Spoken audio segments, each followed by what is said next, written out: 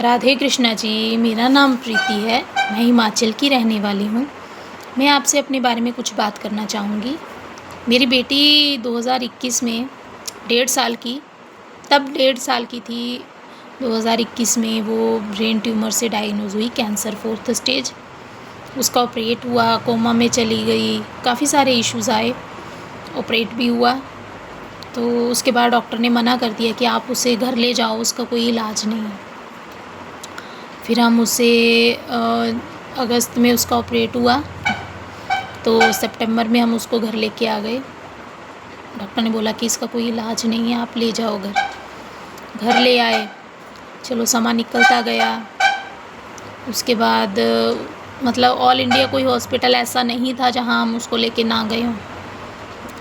तो उसके बाद समय निकलता गया। 2025 में मैं खुद ब्रेस्ट कैंसर से डायग्नोज़ हुई, स्टेज 3। जब मैं डायग्नोज़ हुई तो फैमिली बिल्कुल ही डिस्टर्ब हो गई, क्योंकि बच्चे को भी लेके एक माँ को ही करना पड़ता है। तब परेशानी हो गई घर पे कि अगर माँ ही बीमार हो गई है तो बच्चों को कौन देखेगा, कैसा होगा बच्चों का। तो उसके बाद 2025 में मैं डायग्नोज़ हुई। उसके बाद मेरा ऑपरेट हुआ, मेरा ट्रीटमेंट चला, कीमोज़ हुई, रेडिएशंस हुई, काफ़ी कुछ। फैमिली भी डिस्टर्ब हुई और काफ़ी सारे इश्यूज़ जो हैं वो आए। तो उसके बाद हम पिछले महीने ही हम अपनी बेटी को लेके कहीं जा रहे थे ट्रीटमेंट के लिए, तो मुझे किसी ने ना रेकी के बारे में बताया था। मेरी जानने की इच्छा हुई कि रेकी है क्या चीज़। तो AI से सर्च किया रेकी के बारे में कि रेकी क्या चीज़ है। तो उसके बाद रेकी के बारे में जाना और वहीं से हमें नीना वर्मा जी के बारे में पता चला था। इनका जो रेकी सेंटर है वो हाजीपुर में है। तो हम वहाँ गए, नीना जी से मिले। नीना जी से मिलने के बाद हमें ऐसा लगा कि भगवान ने मानो कोई रास्ता दिखा दिया हो। उम्मीद एक बंधी कि हाँ, यहाँ पे सब ठीक होगा।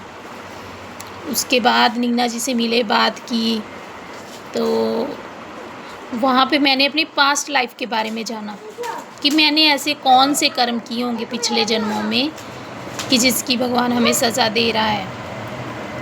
तो उसके बाद अपनी पास्ट लाइफ के जानने के बाद उसमें हमने ये जाना कि मैंने पिछले कर्मों में, पिछले जन्मों में, जो पिछले कर्मों में उन कर्मों में मैंने कुछ ऐसे कर्म किए थे जिसकी मुझे आज सज़ा मिल रही है। उस जन्म में मैं एक इंसान थी और मैंने उस इंसानी जीवन में एक जानवर के बच्चों को काटा था, जिसकी वजह से मुझे ये सज़ा मिल रही है।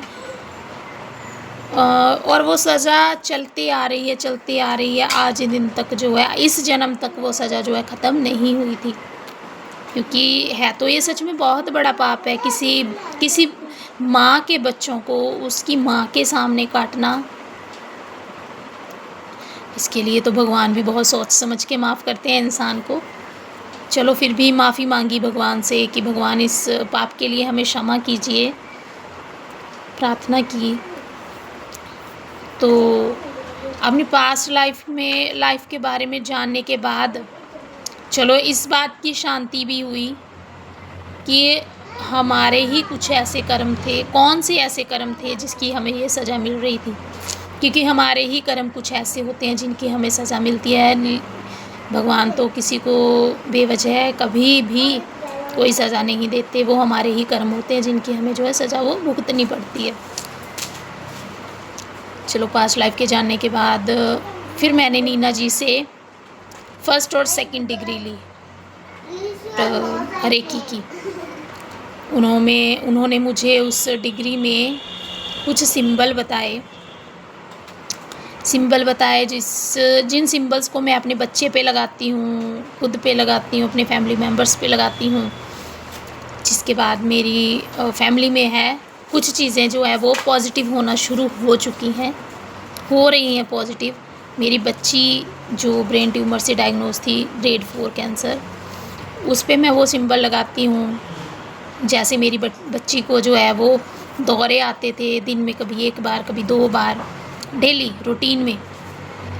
तो वो सिंबल लगाने के बाद, वो प्रे करने के बाद मेरी बच्ची के जो 2 दौरे हैं वो बंद हो गए हैं। मेरी बेटी जो है वो मतलब क्योर होने की तरफ जा रही है, ठीक हो रही है उस भगवान की कृपा से। मेरी बच्ची के दौरों में जो काफ़ी हद तक फ़र्क पड़ चुका है। मेरी बेटी जो है वो धीरे धीरे ठीक हो रही है। मेरे घर से नेगेटिविटी जा रही है, पॉजिटिविटी आ रही है। मैं तो आप सबको यही सलाह देना चाहूँगी कि एक बार आप नीना जी से मिलें, उनसे बात करें। उनके पास हर एक समस्या का हल मिलेगा भगवान की कृपा से। मैं तो आपसे यही प्रार्थना करूँगी कि एक बार नीना जी से मिलें। जैसे हमें अपनी परेशानियों का हल वहाँ जाके मिला है, उम्मीद करती हूँ कि आप सबको भी अपनी परेशानियों का हल वहाँ पे जाके ज़रूर मिलेगा। राधे राधे।